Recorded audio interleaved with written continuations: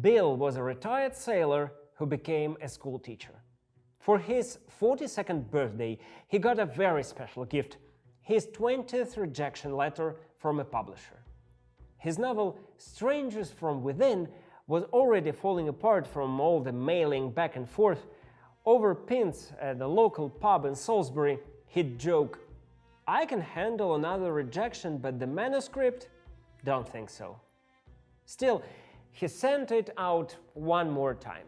The 21st try went to Faber and Faber in London. The reader assigned to it, we know her name, Polly Perkins, wrote the following report.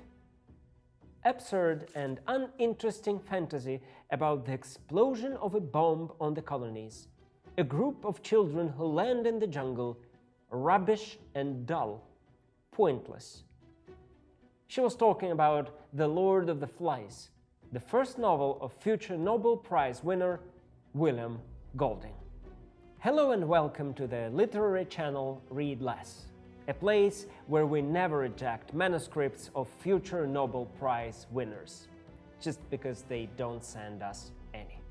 My name is Armen Zakharian, and today we will talk about one of the most important and influential books of the last century, Lord of the Flies by William Golding. Just a few weeks before Golding mailed his manuscript to Faber and Faber, a young lawyer named Charles Monteith had joined the publisher as an editor. Then something strange happened. Despite Polly Perkins giving the book a firm no, complete with insults, Monteith plucked it out of the rejection pile. Why? Simple. He needed something to read on the train to Oxford and grabbed the first manuscript within his reach. Luckily for Golding, the journey was long enough at least for Monteith to get through the slow first chapter, which originally opened with a long description of a technological apocalypse, and realize there was something here. The boy with fair hair lowered himself down the last few feet of rock and began to pick his way toward the lagoon. Though he had taken off his school sweater and trailed it now from one hand, his gray shirt stuck to him and his hair was plastered to his forehead. All round him, the long scars smashed into the jungle, was a bath of heat. A few days later, Charles convinced the team to buy the rights for the modest sum of £60. On March 1st, the following year, Golding got the letter. Lord of the Flies was going to print. Today, his name is associated with the book like Joyce's to Ulysses or Tolkien's to The Lord of the Rings. And yet, it all began with a bored editor, a lucky train ride, and a manuscript nearly ended up in the bin. And there's more. It might seem that this book was his entire life's work. In fact, though, the novel was written in just about 3 or 4 months. One cold, bright Salisbury day, he was reading yet another adventure book to his children. When they went to bed, Golding complained to his wife that all those books, always telling the stories of the islands, are rather unrealistic. The Treasure Island, the Coral Island, the Island of Cannibals, the Pirate Island, Island. Wouldn't it be a good idea, he said, if someone wrote a book about children on an island, children who behave in the way children really would behave? And his wife Anne said, "That's a great idea. You should write it." And by the end of the year, the novel was finished. Lord of the Flies, a real, according to Golding, reflection of what could happen if a group of kids ended up alone on a desert island, is often called a dystopia. However, for Golding himself, Lord of the Flies clearly wasn't that. It was quite literally post-war literature, less naive, more sober. In one of his interviews, Golding would say, "Lord of the Flies was simply what seemed sensible for me to write after the war, when everyone was thanking God they weren't Nazis. I'd seen enough to realize that every single one of us could be a Nazi. Every single one of us. It's quite a provocative statement. Golding, however, came to that conclusion through personal experience, paying with his own blood, toil, tears, and sweat for it.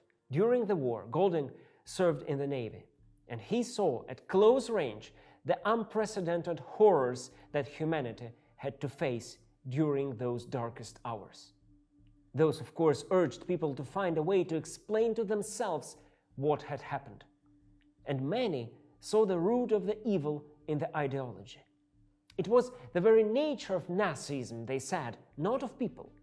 This catastrophe was triggered by the Nazis, not by humans. However, Golding had a different view.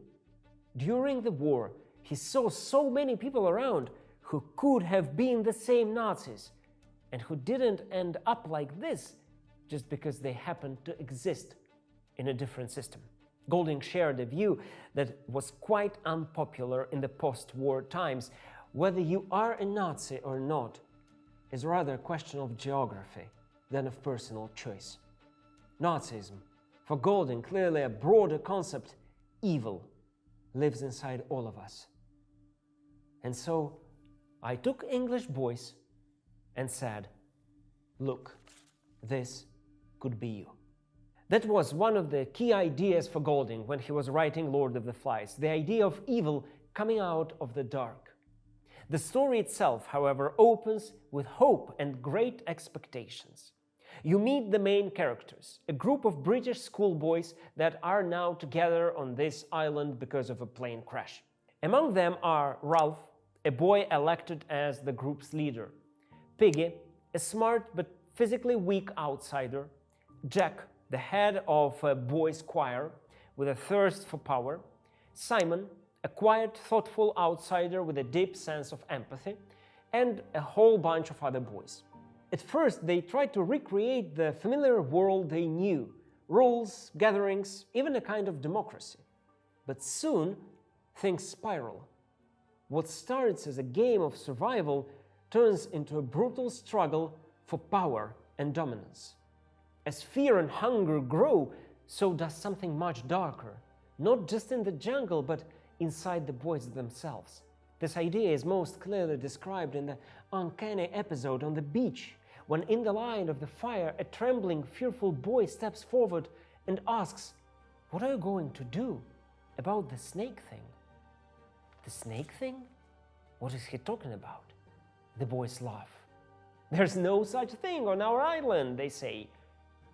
But the little, fearful boy insists. He says, "It was a beastie." "Oh, come on, you're just afraid. There are no beasties here."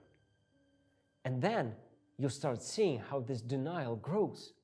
But there isn't a beastie, there isn't a snake thing, there isn't a snake, there isn't a beast. In just a few paragraphs, this mantra is repeated again and again in different ways. Because it's human nature, after all. Denial and wishful thinking. There isn't a snake because we don't want it to exist. Most of the boys, basically all of them except for Simon, the most complex character of Golding's novel, don't yet understand which beast the little boy is talking about. The boys are afraid of the beast from the water and the beast from the air, but they don't see that the most dangerous beast is the one that lives within. That is, in my view, the main reason why reading Lord of the Flies as a straightforward political allegory considerably narrows and simplifies Golding's overall message. Of course, it is completely justified to view Jack as a representation of Hitler, while Ralph and Piggy stand for the British Parliament. There is plenty of evidence of that in the text, and of course, there are lots of telling details, such as the cloaks of Jack's buddies that resemble the SS uniform. However, Golding's idea is not that simple and straightforward. For him, it is not Hitler that embodies evil. It is evil present in every person that realizes itself fully in Hitler.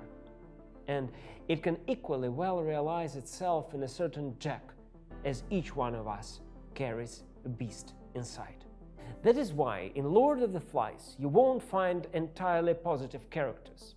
except for maybe just one, and that is not Ralph. The majority of them are just typical boys from the next door, some only slightly kinder than the others. For instance, it was good old Ralph who began to mock Piggy and revealed this humiliating nickname to the others. Piggy is short-sighted in literal and figurative ways. The island is dark and full of terrors, but Piggy doesn't notice them and doesn't want to hear anything of the beast. Jack is tormented by his envy of Ralph. He wants to be Ralph, wants to be loved and obeyed, but he can't achieve that and doesn't know how, so he becomes an anti-Ralph. He unleashes all his ugliest and darkest forces from within. The others, for the most part, are too easily manipulated. They lack personal opinions. Two little boys, Sam and Eric, become an example of those others. In Jack's tribe, they lose their individuality to such an extent that Golding merges their names in a new label, Seminaric.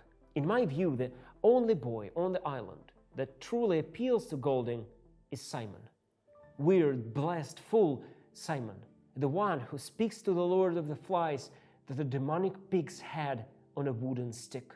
Simon's conversation with the evil spirit is the key episode of the novel. The way the Lord of the Flies speaks to Simon reminds us of Goethe's Mephistopheles, for the devil is a trickster who loves games and mockery. And in the finest tradition of Mephistopheles, the Lord of the Flies first whispers, "Go to the others. Don't you worry, run and play like the other boys. Everything is just fine. Have fun." When that doesn't work with Simon, he warns, "No one will help you. You'll be all alone." Then he tries to get under his skin. "I am a part of you." But Simon is, in a sense, a saint. He doesn't have this evil part. And seeing that, the Lord of the Flies finally says to Simon, "I'm warning you. I'm going to get angry. Don't you see? You're not wanted. We are going to have fun on this island, understand? We are going to have fun on this island, so don't you try to stand in my way, or else happens to him. Simon soon dies a martyr's death. And that is when the beast unchained is ready for the final triumph. The island goes up in flames and the last hunt begins. Many readers of the novel sincerely believe the miraculous final rescue of the boys from the island to be a happy ending. But Golding really is just ironically subverting the Deus Ex Machina trope. God out of the machine is a popular plot device from the classical Greek theater. Great playwright Euripides, one of the Golding's favorite authors, by the way, loved using it. Deus Ex Machina happens when an actor portraying God arrives at the end of the play. This God must cut all the knots that are left, punish some characters, and forgive the others. In other words, this God is the answer to all the unresolved questions that are still left at the end. And finishing his novel, Golding, who had a keen interest in antiquity, uses this ancient Greek twist. His Deus Ex Machina, however, is a 20th century model updated to meet the demands of the era. The Deus in question is an English sailor who arrives on an island where everyone's about to die. What he brings, though, is not salvation, but something that might be even worse than death itself: a passage to the world of adults. For in a place to which the sailor takes the boys, the adults are occupied with the same things that were happening on the island. They fight the Third World War. They serve the Lord of the Flies with the responsibility and diligence that only adults are capable of. That is the world where God is taking the boys. Naturally, there are many stage adaptations of Lord of the Flies. In one of them I saw an interesting take on the final takes place. Salvation, on the other hand, but a perspective of many similar death islands in the adult world on the other. In that production, it's not a sailor but a pilot who comes to rescue the boys from the island. He lands on the stage from the air, just as God out of the machine would do in ancient Greek plays. And when he takes off his helmet, you see that it is the same actor that played Jack in the performance. Because both on the island and far away from it, it is still the same world, the world ruled by one Lord only, the Lord of the Flies. And yet, Golding gives us something precious, the knowledge of this evil, the unveiling of its nature. For once, you can see the beast for what it is, not a creature hiding in the jungle, but a force living inside us. You are no longer defenseless. Recognizing it doesn't make the world safer, but it does make you stronger. Because if the Lord of the Flies rules through blindness, then awareness is already the first act of rebellion. And perhaps this is the paradoxical hope Golding leaves us with. Yes, the beast is real. Yes, it lives in us. It comes from within. But so does the ability to name it, to confront it, to refuse to serve it. The boys on the island could not do that, although most of them tried. However, we as readers can, because knowing the darkness is not the same thing as surrendering to it. Thank you for staying with me in this journey through Golding's dark masterpiece. If you enjoy our work, please subscribe, leave a comment, and share this video with someone who loves literature as much as you do. It really helps us keep going and create more stories like this one. And for now, call me Armin, and I'll see you next time.